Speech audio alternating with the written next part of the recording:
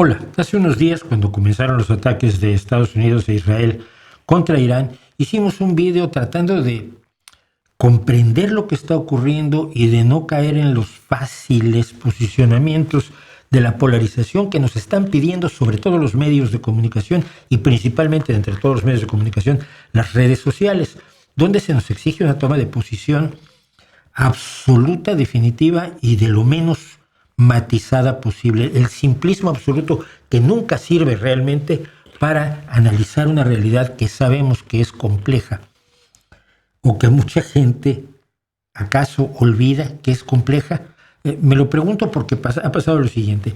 España ha decidido no permitir el uso de las bases militares españolas donde Estados Unidos tiene un convenio que le permite utilizarlas, y España ha decidido no permitir que se utilicen esas bases para los bombarderos estadounidenses que están atacando Irak en este momento. ¿Qué ha hecho España?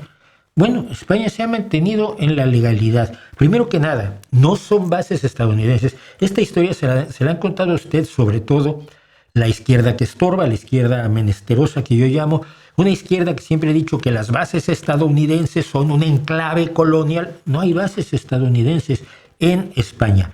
Lo que hay son bases españolas a la que se les permite utilizar a Estados Unidos bajo un convenio preciso, donde se establece con toda claridad para qué se puede usar y para qué no se puede usar. Ya en tiempos de Felipe González, imagínese usted hace cuánto tiempo de esto, cuando Felipe González era un hombre de izquierda, ya de esto ha pasado tiempo y ha llovido. Felipe González como presidente de gobierno, primer ministro de España, le impidió a Estados Unidos utilizar las bases donde tienen presencia en España, en Rota y en Morón, para atacar Libia. Esto fue hace mucho tiempo. Bueno, en esta ocasión se da exactamente lo mismo. Los convenios que Estados Unidos tiene con España no le permiten utilizar las bases españolas como punto de partida para ataques de guerra. Esto es sin contar con que la legalidad internacional, esa legalidad internacional que está tratando de dinamitar Donald Trump y Putin y Orbán y esta especie de internacional reaccionaria, la legalidad internacional que muchos defendemos todavía establece que no se puede atacar a un país impunemente. Y que quede muy claro esto no tiene nada que ver con que el régimen iraní sea absolutamente despreciable, y lo repito, un régimen contra el que yo he estado y a cuyos opositores he defendido. Veo que ahora el PP está invitando a Massi Alineyad a hablar en España, cuando hemos sido los hombres y mujeres de izquierda los que hemos estado al lado de Massi Alineyad durante años y años en su lucha en contra de los ayatolás iraníes. Cosas veredes mi Cid, decía por ahí el poema. España no está haciendo nada ilegal. España no está haciendo nada maligno, no está haciendo nada incorrecto. Está ajustándose a la legalidad internacional, está ajustándose a su propia legalidad. Insisto, sin que esto implique ningún apoyo al régimen iraní, que ese sí, la izquierda que estorba le ha dado en muchas ocasiones. Es posible, y lo ha dicho Pedro Sánchez, y lo he dicho yo a lo largo de los años, es posible estar en contra de un régimen odioso como el iraní, y al mismo tiempo estar en contra de una invasión ilegal. Sí, es posible. Porque mire usted, el derecho internacional que mucha gente ahora ha utilizado como argumento, el derecho internacional, la legalidad internacional, las instituciones internacionales no han hecho nada para parar a los ayatolás. Y es cierto. Pero es que el derecho internacional y la legalidad internacional rigen las relaciones entre países. Y se requieren condiciones muy concretas y muy específicas para que esa legalidad internacional afecte el interior de un país. Quizás debieron haberse hecho algo respecto de Irán, pero el problema que tenemos es de realidades y no de principios, y es que Irán suministra grandes cantidades de petróleo al resto del mundo. Irán produce aproximadamente el 4,5-5% de todo el petróleo que se consume en todo el mundo, y de hecho desde el inicio del ataque de Estados Unidos e Israel contra Irán han subido los precios del petróleo, empieza a haber escasez en cuestión de 5 días. y algunos países productores de gas natural, por ejemplo, han informado que cierran su producción para evitarse ataques por parte de Irán. La realidad interna de los países corresponde fundamentalmente a los ciudadanos de esos países. Yo me he dedicado a apoyar a las mujeres de Irán, los miércoles blancos, los días sin hijab, la denuncia de los cómplices de esta izquierda que estorba, que han sido cómplices de los ayatolas mientras asesinaban mujeres, mientras ahorcaban homosexuales con grúas, mientras perseguían, mientras azotaban, mientras torturaban, mientras violaban. Y ellos han callado. Y ahora de repente defienden a Irán porque Estados Unidos lo atacó. Mal hecho que lo ha hecho Estados Unidos, pero eso no hace buenos a los ayatolas. España, por otro lado, se ha visto alineada inmediatamente con otro elemento de la legalidad. No solo las leyes españolas que rigen los convenios que están firmados con Estados Unidos y que España tiene obligación de respetar, y Estados Unidos también. Y la legalidad internacional respecto a que, por ejemplo, matar al mandatario de otro país no es correcto, aun cuando sea una bestia, y que eso corresponde a las instancias nacionales. Pero también hay otro elemento. Donald Trump ha emprendido esta guerra sin la autorización del Congreso de los Estados Unidos. Y la Constitución de Estados Unidos dice claramente que el Congreso es el único que puede autorizar acciones de guerra, el único que puede lanzar una guerra. Y hay 3 excepciones. Y ninguna de esas 3 excepciones, fundamentalmente la de una amenaza directa e inmediata para Estados Unidos, que es la que ha más o menos tratado de aducir en algunos momentos Donald Trump, se cumplen. ¿Qué serían los 3 casos en los cuales se permitiría que el presidente asumiera poderes de guerra sin la autorización previa del Congreso? No se dan esos supuestos. Por lo tanto, Donald Trump ha violentado la propia legalidad interna de su país. Quienes están hoy defendiendo a Donald Trump están defendiendo la infracción de la legalidad internacional, de la legalidad española y de la legalidad estadounidense. De hecho, muchos republicanos que hasta ahora habían transigido con todas las locuras del movimiento MAGA, Make America Great Again, de Donald Trump, se han empezado a desprender, a desgranar de la mayoría MAGA para decir, momento, esta es una línea roja que ya no se puede pasar.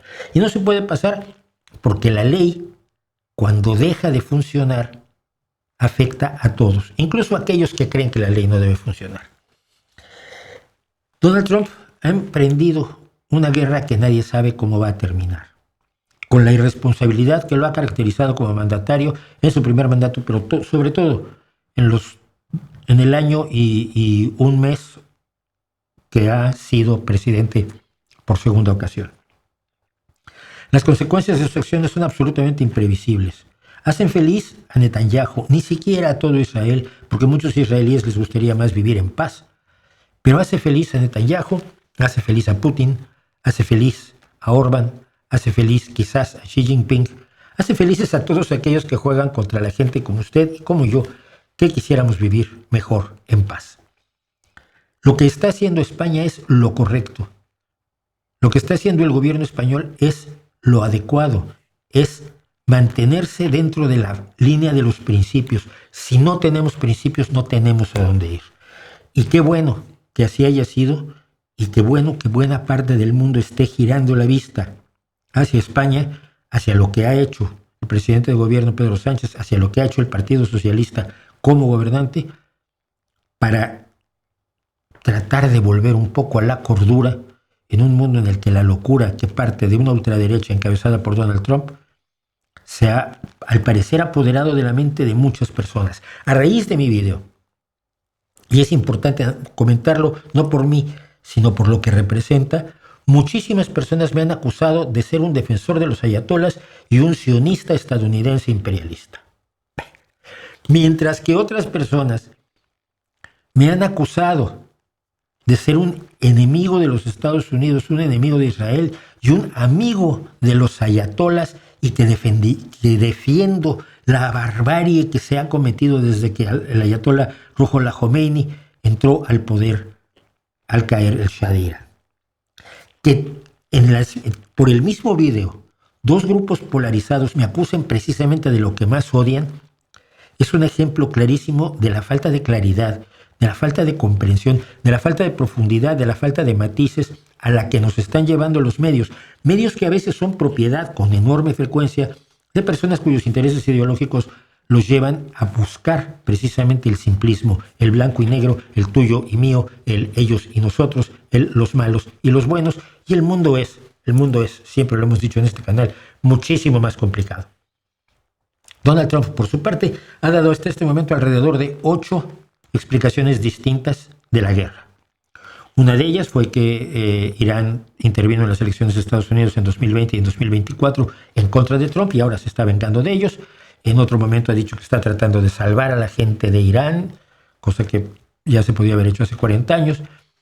En otra ocasión ha dicho que es por el petróleo, en otra ocasión ha dicho que es porque Estados Unidos estaba bajo una amenaza inminente, cuando hace no más de un mes estaba diciendo que ya no había amenaza nuclear inminente de Irán por los bombardeos que ya habían prendido contra las instalaciones nucleares de Irán. Ha dado otras muchas explicaciones. A cada reportero, a cada quien que le pregunta, le da una explicación totalmente distinta. Lo más preocupante, con esto termino, es lo que ha dicho el secretario de Guerra, porque cambió el nombre sin autorización del Congreso, el nombre de la Secretaría de Defensa a la Secretaría de Guerra, Pete Hegseth, que no es más que un presentador de televisión sacado del plató de Fox News para llevarlo a una secretaría de una relevancia enorme como es la Secretaría de Defensa en cualquier país, pero más en una de las potencias mundiales. Ha dicho que no habrá estúpidas reglas de confrontación, los rules of engagement, las reglas que rigen cómo se lleva a cabo la confrontación bélica y qué líneas rojas no se deben cruzar. Lo que ha dicho el señor Hegseth, el secretario de Guerra Hegseth, es que no hay reglas que tengan que seguir el ejército estadounidense. Puede torturar, puede matar, puede aplastar civiles. Esa falta de reglas de confrontación es exactamente la que reclamó Hitler cuando invadió Polonia. Las reglas de confrontación son uno de los elementos civilizatorios de las guerras que han surgido, como los tratados de Ginebra, que impiden o pretenden impedir las atrocidades que la guerra nos enseñó durante miles de años. Y ahora Estados Unidos dice que va a jugar sin reglas. Esas reglas precisamente permitieron que se persiguiera, se enjuiciara y se encarcelara a soldados estadounidenses que cometieron atrocidades verdaderamente estremecedoras en la guerra de Vietnam. Yo recuerdo concretamente el caso de la matanza de My Lai, donde el teniente McCalley fue condenado por haber ordenado el asesinato de todos los vietnamitas civiles de esa pequeña aldea.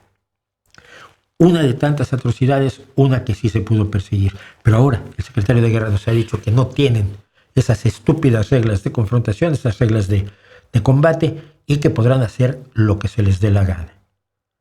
Pregúntese usted si debe seguir dudando si no estamos ante una grave amenaza del fascismo, del nazismo, renacidos.